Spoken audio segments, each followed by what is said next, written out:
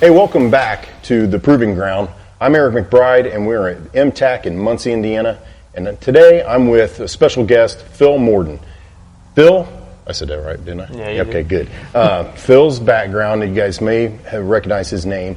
He was a contestant in Top Shot on the History Channel back in, 2010? 2011, 2013. 2011, 2013, back again in Season 5, and that's the season you won. Yes, correct. It was an all-star thing, and it's been great because now I feel like I've met half that cast over the years in the industry. So since then, tell everybody a little bit about yourself, and then we'll talk a little bit about your background in your early childhood. Okay. Yeah, post-show, enlisted in the Navy. Did 8 years in Naval Special Operations, and just recently separated. And now I'm getting back into the training aspect of the firearms industry. And a lot's changed in the last 8-9 years. So, yep, a lot has changed. Mm-hmm. That's for sure. So prior to Top Shot, even you were a competitive shooter. What did you used to compete in? So I focused mainly on 3-gun. That was like my background. Self-taught shooter. Just my parents never allowed me to have guns when I was younger. So it was like 18th birthday, went and bought a gun. 21st birthday, went and got a handgun. Then I started competing after college. And that kind of led into teaching NRA basic pistol, concealed carry, and then I started to go more into the 3-gun side of competing. That led to the show. So I was always a self-taught shooter. That was how it was promoted. And outside of the military, I've never actually had like formal training up until that point in my life. Oh, wow. Yeah. Okay. So you had an interest in guns before, but parents just wouldn't let you. Did you ever get to shoot beforehand? I was in Boy Scouts as a kid. So they always had the .22 range. You know, at the summer camp, that's probably the first real gun I shot. We had Red Riders growing up. Yeah. That was like the BB gun when I was a kid. And then we moved on to pump action pellet guns, you know, .177 caliber pellets.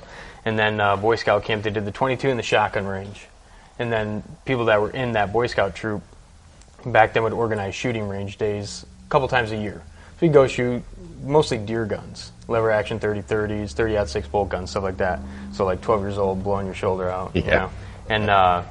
And then I started getting into post-assault weapons ban was when I was in college. So I built an AR-15 2005. So right after that had lapsed. And then that just sparked it.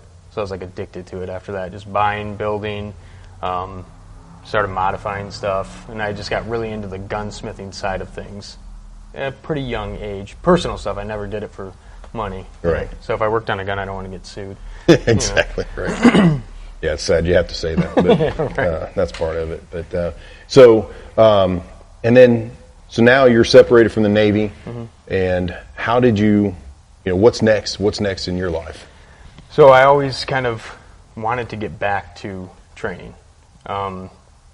My job in the military, we did a lot of FID, so foreign internal defense stuff, working with partner force nation, military and police units, and I still really enjoyed that, taking like a baseline soldier and working in a curriculum that I had kind of built up, teach it, and have them progress over a 5, 6, 7 month deployment. I like really enjoyed that. So now that I'm out, I see that there's a kind of a void in the training space of this, like we talked about, the beginner to advanced. You have both sides of those coins, and there's nothing in the middle. So that's kind of where we want to take, our training curriculum is based on that. And we love working with both sides of it. I like working with the advanced side because it's cool. You get to shoot with guys that are on your level, and then you get to teach the beginners how to get up to that level. But I think there's people just let it go. You know, I take a beginner class, I'm going to be good for a couple years. And they carry a gun on them every day. Yep. And you see that here. You get people come through and all the time. Right. So I think that's a huge void that needs to be filled. So that's kind of what we're trying to do with our company, Elemental Weapon Systems, in conjunction with you guys, kind of putting the two together and going on the road with it.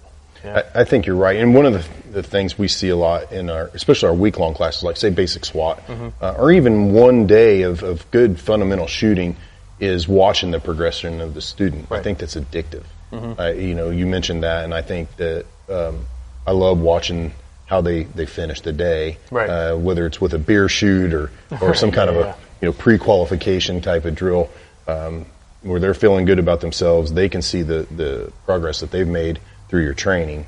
But you're right. There's this huge void, and all of our students know that that's something we're really working hard on. Right. And it's just been perfect timing for you to contact us, because that's been an area in which we've started putting it together, but it's really kind of dragging, and it needs a real kick in the pants to get going. And I think you're the right person for it. I appreciate it. Yeah, hopefully incorporating that competition background into, we'll call it more the tactical side of things. Mm-hmm. I think there's absolutely a place for that. It all kind of molds together, and the competition side always built confidence for me. Like, the better I got at competition shooting, the more confident I was carrying a gun every day with my CCW. Yeah. So we're trying to bring that into it, as well as like making it fun again to go out and shoot and to train, and not just like stamp the my training passport. Yep. I got another class in. Yep. I've Check spent the box. 16 hours with so and so guy who did X, Y, and Z. Mm-hmm. That's cool. You probably learn a ton of stuff, but if you leave that class and 3-4 months later you've kind of stopped doing the drills. It's true. You know what I mean? So we're trying to work in a dry fire curriculum into it as well, something they can take home. Massive. Yeah, that's huge. That's huge, and that's why we have such a good relationship with Manus X. Right. Bringing those kind of tools into the house, give you that extra time behind the trigger without spending that much money. And for our listeners out there, one of the things that is imperative is the gap that we're talking about. And filling that gap, first of all, speed and accuracy is everything. That's final. Right. I mean, if you're getting pretty, when you're standing still and you got this nice little group, yep. You're not doing it. You're not pushing yourself. And for our defensive pistol students, and you even hear Sarah in her videos talk about it, like, well, look how nice I'm shooting. Right. Well, then you're not pushing yourself. Right. And so if we continue to learn how to push ourselves and do it, then you're right. The confidence starts building, like, oh, wow, look what I'm starting to accomplish as I push into this. But one of my favorite things to do is bring competition shooters into this house and put them in a social scenario and watch how fast they are. Right. Like, when it's time to go, they're there. Right. And, I mean, they're a sub 1 second draw in an A zone, and it shows in the shoot house. Right. So how do you get to that point? And that's where you're going to come in for MTAC, and you're going to provide a service that is very mission-based. So when we talk about home defense and we talk about personal protection, there's, yes, the competitive side of the shooting, the speed and accuracy under time and duress is a big part of that. But also there's some little things that you can teach behind cover, concealment, different shooting positions that I think people should be excited about learning, because it has a direct application in the scenarios they're going to be faced with. And so I'm excited to see what you come up with in the following days in the curriculum.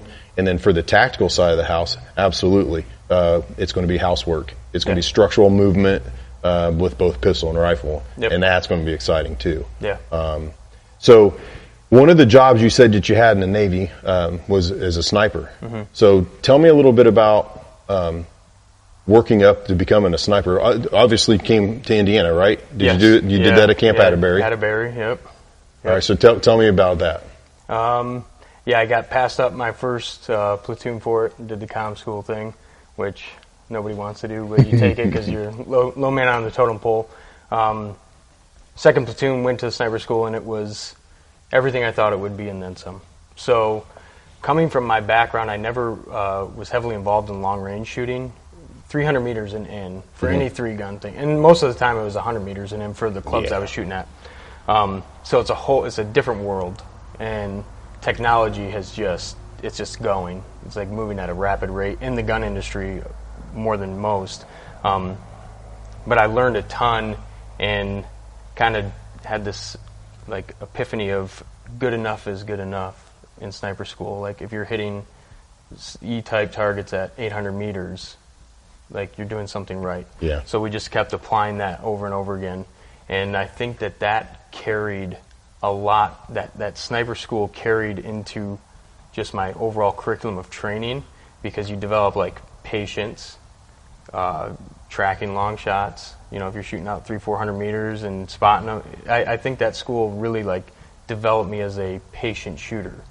That's where before I was more of just like blast as fast as I could, get my hits, yeah, that's good, and move on to the next one.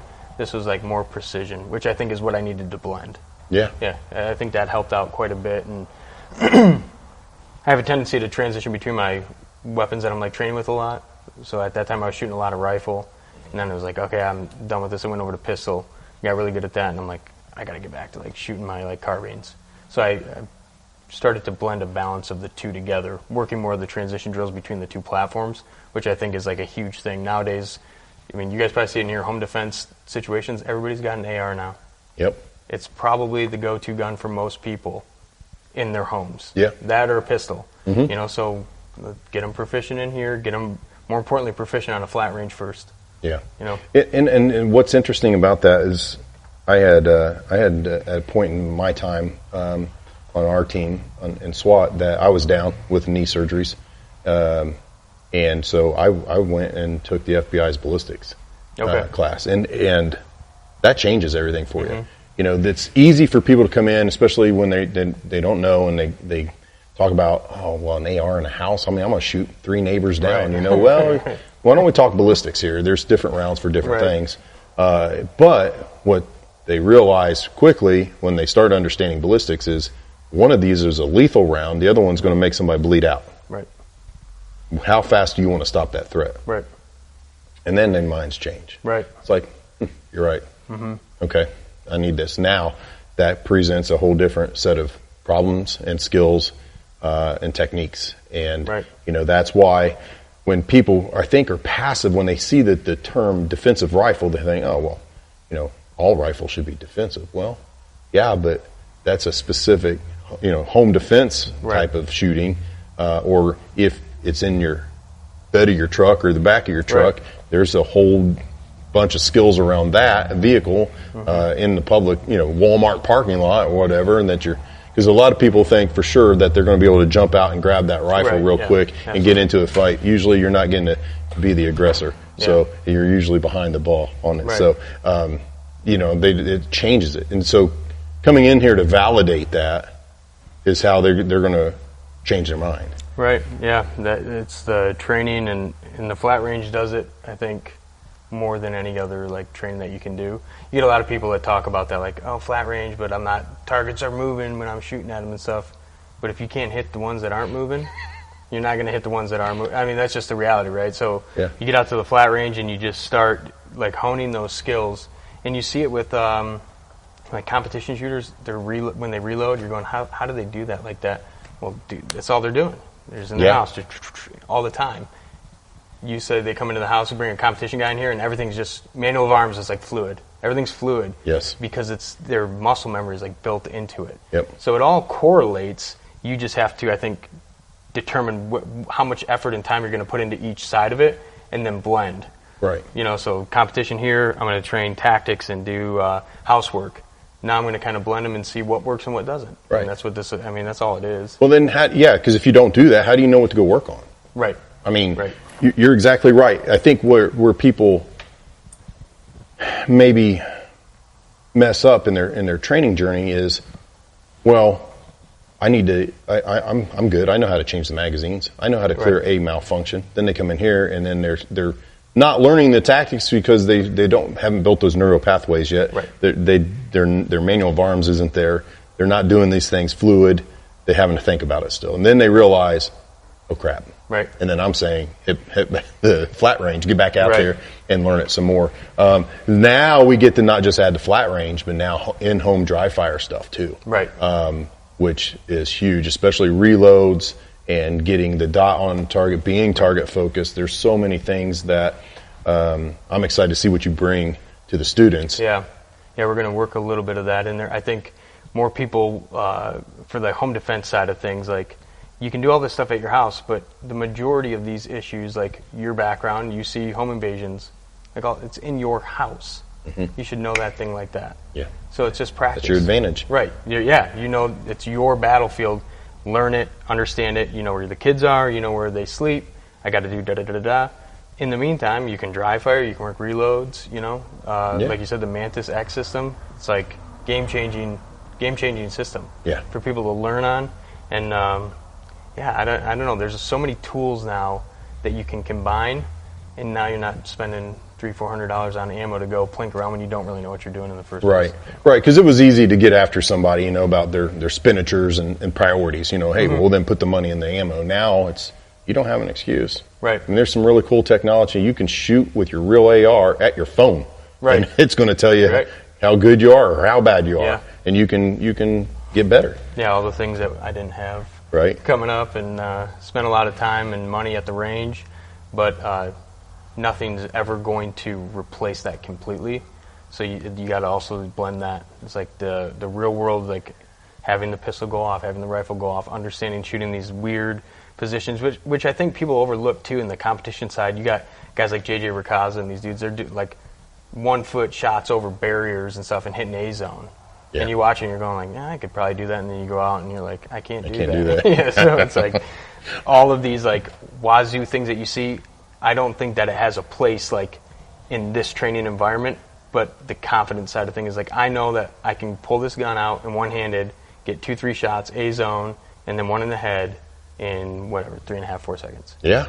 We should be setting some sort of goal for ourselves, and not like we were talking, you don't go out there and you just shoot, you know, an index card at 10 yards, slow fire shots, and then come in here and have an issue with your gun, and what do you normally see when that happens?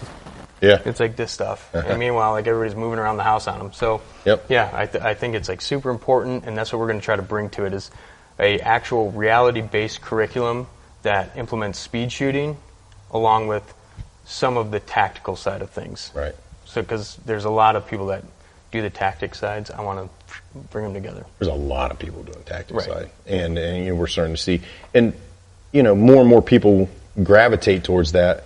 But let's be honest, which one are you going to use the most? I mean, at the end of the day, you're gonna get a lot more out of your classes than some of the other classes, and the tactics are fun. They're cool. They look really good on social media. Cool. But at the end of the day, I'll tell you, I love the scene in Braveheart, right? And the rocks when they meet up after childhood, and he's like, "Can you do that when it counts?" Yeah, right. Because I want to say that to so many people, right? Is yeah, you can do that pretty nice, but can you do that when it counts? Right. And because this is where you need to come find out. Yeah. You don't want to find out on the streets that, oh, I couldn't do that. And you were referring to like some of these guys 1 foot off balance shooting, but look at flint shooting. I mean, it's not a gunfight until somebody shoots, and sometimes you're on the reactive side of that, and the things that you can do. Some of those I see them do it, and I think, man, that's wild. 2 hands is a luxury in a gunfight. So being able to do that is pretty impressive. Right. People are sometimes forced to do that, and they're not ready for it. Yeah, you see the videos all over online. Cops getting in these gunfights and falling down, putting a hand down, and just ripping, over a car hood. Yeah. Like, very seldomly are you going to find yourself, posted up, 2 hands, looking down your thing. That's kind of like where our idea for, like, red dot example is, you're talking about, you cover the occlusion, the occlusion. I've tried to work this into, like, my personal dry fire stuff is not necessarily looking at the dot and then the target. I'm looking through, like, everything. And I started doing that with iron sights. And I found that I'm never actually looking at my sights when I'm shooting target. Right. You know what I mean? So I was processing that going, why am I not seeing the sights? That's why, because I'm looking through to see where my hits are on the targets. There's a way to do that, like build that into your training where you can get pretty effective, and red dots have completely changed the game. Correct. It's like opened a whole new world to that. You look straight through, boom, the dot is where I want it, bam, bam, bam. Hey, my hits are right there too. This is like crazy. Weird. Yeah, a little bit of training. So there's a few things that I'd like to implement that I think people can just understand and take it and go, it clicks now. Yeah. Yeah, I think that's going to be good. I think it is. It'll be a really good thing. And a lot of that also brings comfort to those that are maybe a little reluctant to make the switch. Right. And most of those guys are my age because our eyesight's not doing so well. Right. And next thing you know, I just gave myself a power adder here that's helping me stay target focused. Right. Instead of, that vision switching back and forth from my front sight to the target. Right. It is always funny because I can remember being a young cop and I was never really young, but I was young in my career. Yeah. And people debriefing shootings, OISs, officer involved shootings, and they're like, "Hey, did you see your sights?" Well, no. Right. Well, no.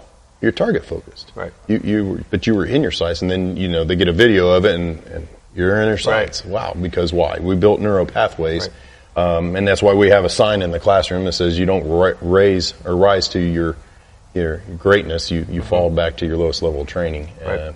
And we got to make that low level as high as possible. Right, which nobody really wants to get into. For a long time, I didn't shoot left-handed because I was terrible at it. Yeah. I'm like, I might have to do this someday. So I started to work on it. Now it's better. Yeah. Good, not great. Yeah. But we'll get there. Yeah, so we talked about Kinetic Consulting, John Dufresne, earlier. This is a shout out to John. He comes here quite a bit. And so when he's on the flat range, I definitely try to jump in when I can, because you can never, not do that enough. And, if I'll be in the same class and he's like, "Why don't you shoot this one left-handed? Yeah, right. Go grab a different gun." So one time I shot it off-handed with a Glock 48. I just put a Holosun on it, and I thought, well, that's great. And I did pretty dang well. I was like, okay, now we're doing something. So if you're taking the same class over and over again, switch it up. Right. Yeah. Yeah. Switch a type of gun. Get a different platform in your belt setup. Yep. See, try different things. Yeah. Because it's your money. This is right, where exactly. you do some discovery. A lot of people think that going to this class, I got to have this perfect little, because everybody else is going to look. Well, that's result oriented. Yeah, right. I'm here to increase my performance. Right. And sometimes what we're finding out by the great teachers that are out there is, hey, let's experiment with other things. Maybe it works. Absolutely. Maybe it doesn't. Maybe you get better. Maybe you learn something. Yeah. And it's like, that's great. So, that's cool that you've done that, and it's a challenge. Kind of take the ego out of it too. Like, I personally don't care if someone's new and they're struggling with something. That's why I'm here. So we're going to work on. I don't care if you shoot a gnat's ass tight hole. It doesn't matter to me. We're trying to figure out what's not working to get you up to it, and then when we get you there, we're going to go to something you're uncomfortable with, and then we're going to build that back up, and we're going to keep doing that, because the confidence level when you can do it ambidextrous more, switch shoulders over for rifles, your strong side gets better. Intuitive shooting, like you're saying, the front sight thing is, people get really focused on that, and I've started to kind of get away from 8 to 3 yards in is most intuitive shooting, because I'm trying to see where's my muscle memory, where's my hand going, where am I hitting, and then my splits were getting really fast. Yeah. So I was trying to work my splits down, and then I found when I would go back to, okay, I've done this for an hour. Now I go back to sights, I was shaving 0.3 of a second off of my fastest. You know what I'm saying? Yeah. So that intuitive muscle memory of doing it for just an hour straight, and then I go back to my sights. Oh, it's right there, and I'm shooting a 7.2 instead of a 1.3. Yeah. So I actually think that is a huge advantage and aspect, and people don't like to do it because they're really bad at it at first. Yeah. But they were bad at shooting when they got into it, Right. when they first started. Yeah. So for me, as an instructor, come out, expect to fail at some level. Absolutely. We're gonna ramp it up. I'm gonna miss shots. They're gonna miss shots. Hopefully more than me, because that would be somewhat embarrassing. But I have no problem with that. I think it's the biggest building block is failure.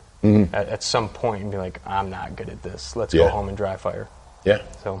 Yeah, and that's funny. What you just said reminded me of another John Dufresne saying, and I'm going to keep poking at him here.